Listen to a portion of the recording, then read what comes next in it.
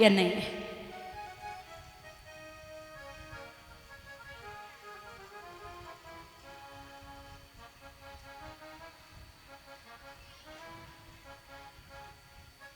रुक्मणी के भैया और पिता दोनों बात कर रहे। रुकुम से पूछा कि आपकी नजर में कोई लड़का है? बोले एक लड़का है। कौन? चंदेरी का रहने वाला है शिशुपाल।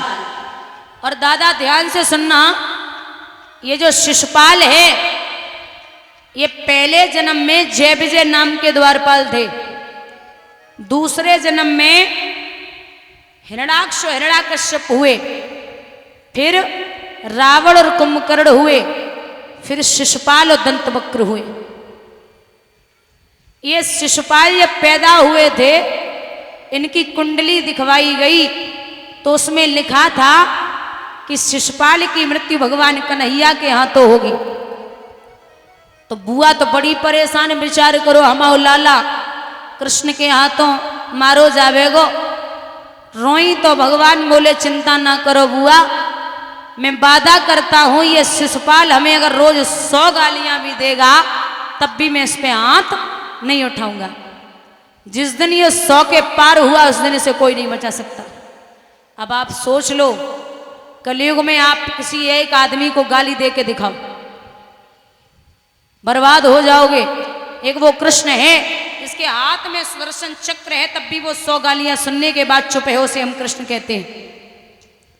जो द्वारिका नगरी का राजा बना हुआ बैठा, पूरे ब्रह्मांड का राजा है, उसके मित्र सुदामा जैसे उसे हम कृष्ण कहते हैं। कन्हैया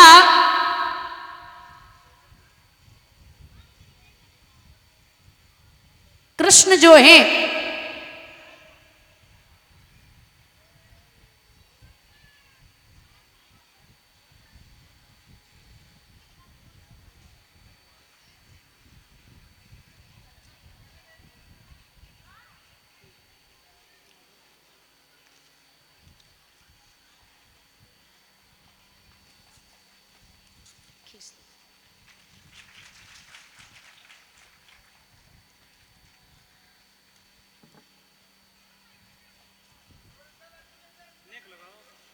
वो टाइट है, थोड़ा सा टाइट है, टाइट है, टाइट है, टाइट है थोड़ा सा।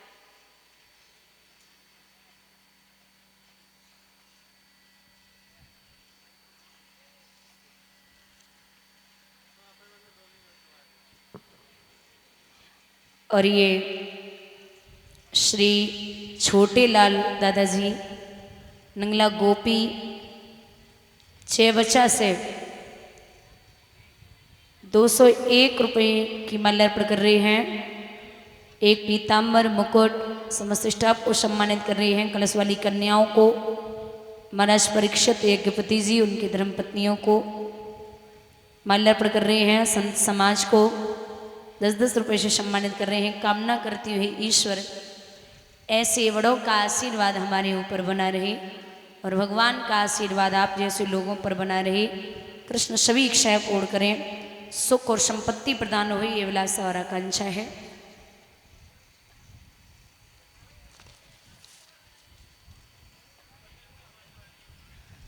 कलश वाली कन्याएं भैया खड़ी हो जाओ भाई। यहां जो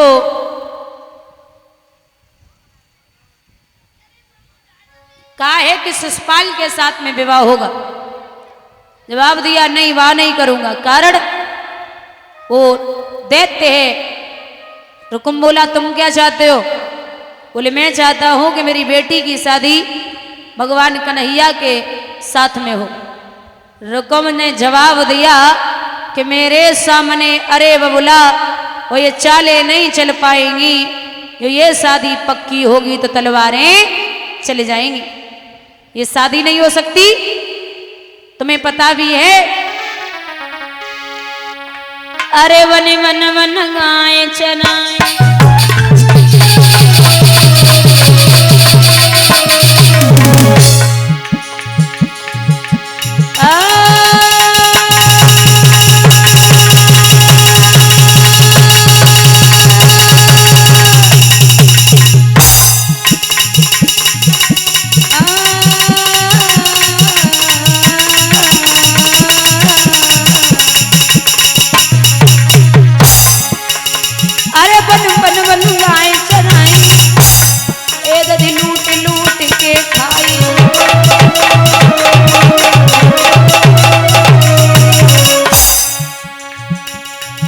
बाबुल जन्म को छलिया सावरिया तेरे घर कब न आवे बबुला।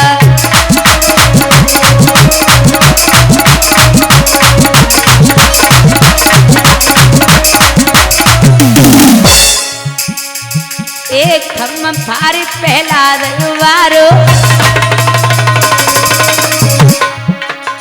मोहनी धरी भसमा सुमारो चला जने ओड़ी जननी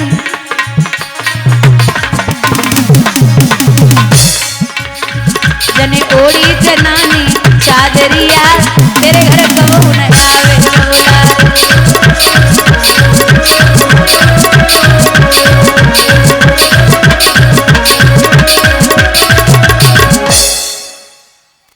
मेरे भैया बार बार समझाए रहे, लेकिन जब रुक्मणी ने सुना कि मेरे पिता की भाइयों के सामने नहीं चल रही, तो भगवान को याद करके रुक्मणी बोली, अरे ओ माधव, बचपन से और आज तक आपके अलावा ना किसी को माना,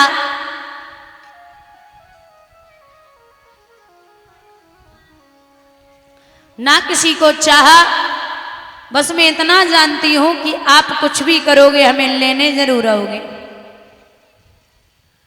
जब रोई है, इधर रोते रोते रुक्मणी सो गई, तो भगवान ने रात्रि में सपना दिया, रे ओ देवी क्या बात है, काय को बाबरी बनी।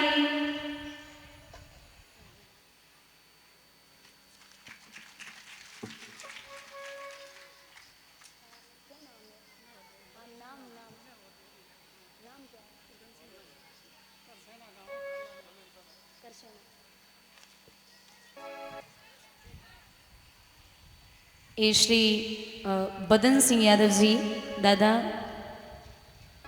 करसेना से आए हुए पटियाली माल्यार्पण कर रहे हैं, समस्त स्टाफ को सम्मानित कर रहे हैं। ठाकुर जी से कामना करती है ईश्वर यज्ञपति परीक्षित जी उनकी धर्मपत्नी की बेटी का ना आपका सम्मान कहीं भी किसी भी जगह कम न करें। आप यूं ही धर्म के कार्यों में अपने हाथ आगे को बढ़ाते रहें। कृष्ण की कृपा हमेशा आप पर बरसती रहे, ईश्वर से कामना है।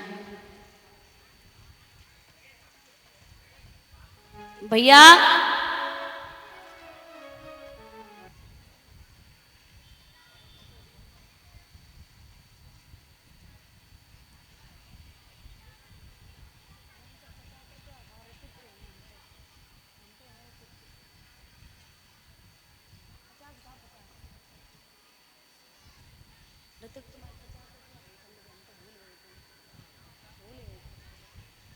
भैया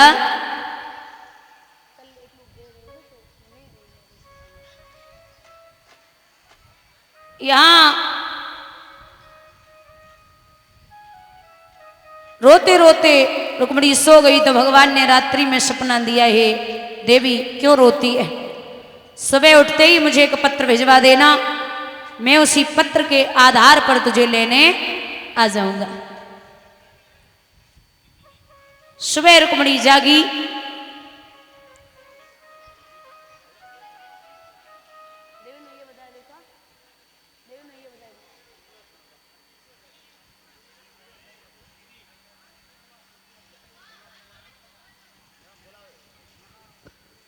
हेलो,